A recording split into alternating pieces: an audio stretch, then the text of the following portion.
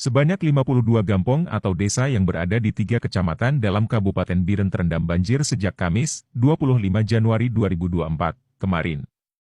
Berdasarkan data dari Badan Penanggulangan Bencana Aceh, Jumat, 26 Januari 2024, banjir terjadi di Kecamatan Jenip, Paulimbang dan Kecamatan Pandrah. Di Kecamatan Jenip, ada 32 gampong yang terendam banjir. Sementara di Kecamatan Pelimbang terdapat 7 gampong dan Kecamatan Pandrah terdapat 13 gampong terendam banjir.